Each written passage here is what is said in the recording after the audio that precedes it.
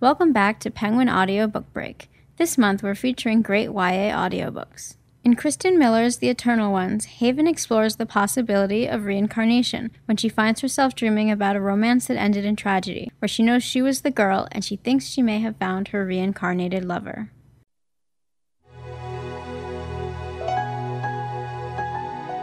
Penguin Audio presents The Eternal Ones by Kirsten Miller. Read by Emma Galvin.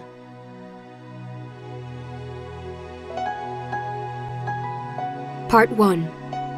The Possession of Haven Moor.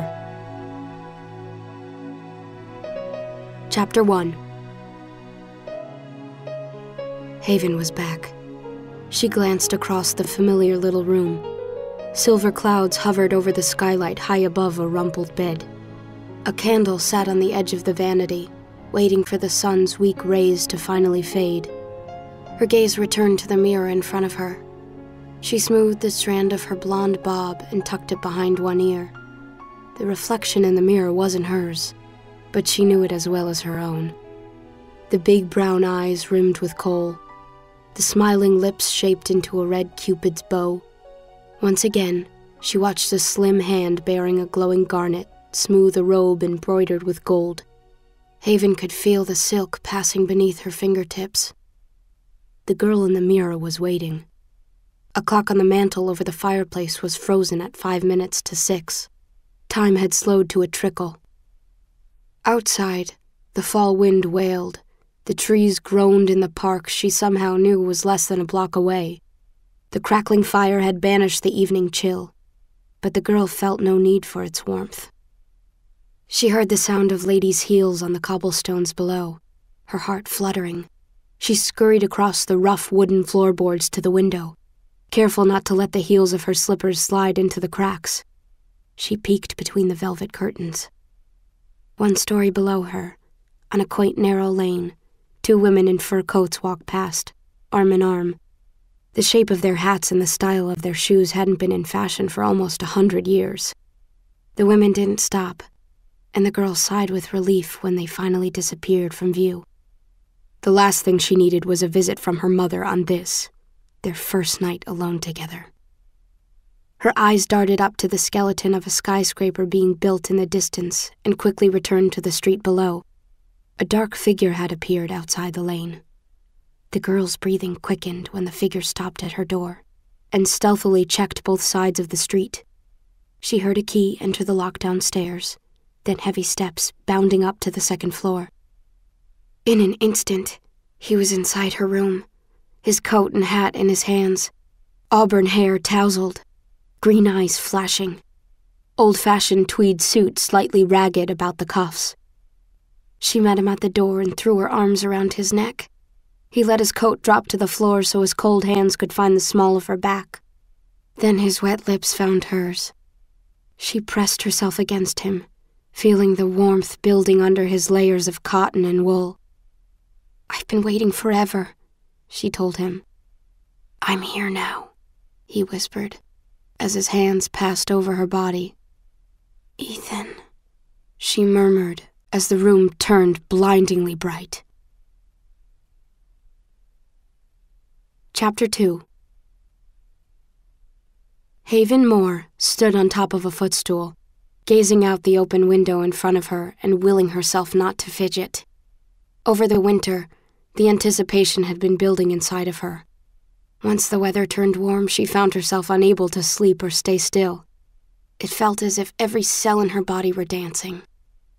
Beyond the tall mountains that surrounded Snope City, something was waiting for her, and her impatience had grown almost too much to bear. Haven felt the urge to leap out the window, certain that the wind would carry her over the trees and deposit her exactly where she needed to be.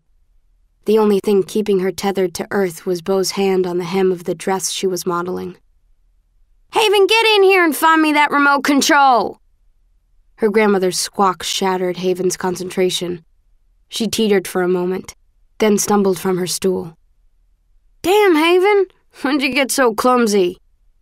Haven heard a needle hit the floor and saw Beau dip a wounded finger into his mouth. "Aw, poor thing." She mussed the boy's shaggy blonde hair. "I'll be right back," Imogene always sits on the remote. It's probably wedged between her butt cheeks. Should I go get a crowbar? Beau joked. He rose to his full 6'4" and offered Haven a wicked grin, unaware he was only inches away from getting scalped by the ceiling fan. Keep your voice down, Haven snickered as she threw open the bedroom door. You want to get banned for life?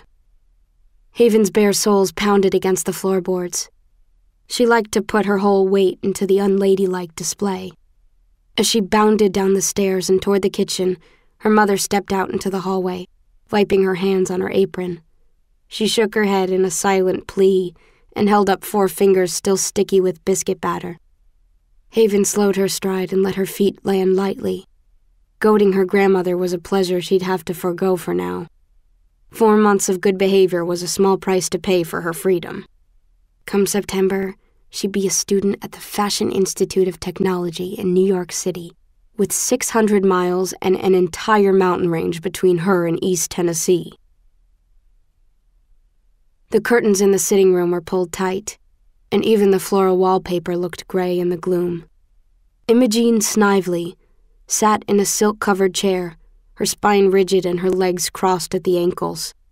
Just back from the hairdresser, she sported a silver bouffant that floated several inches above her scalp. Haven stopped in the doorway and let her eyes roam the room, searching for something out of place. A wilted flower snuck into the bouquet of summer roses, or a run that had started in the old lady's hose. She spotted the smudge she'd left on the mirror above the fireplace, a perfect thumbprint in the right-hand corner, and giggled softly. It was a game they played, and today, Haven was ahead. Something funny? Her grandmother asked in the sugary voice she used to bait her traps. No, ma'am. That boy still here? Beau, Haven corrected her. Excuse me? Her grandmother's dainty hand reached for the eyeglasses on the table beside her. His name is Beau. I know his name. With her glasses on, she looked the girl over. Haven, what on earth are you wearing? Haven spun around in the low-cut black gown. Like my new dress? Thought I might wear it to church tomorrow. Imogene Snively's eyes bulged with indignation.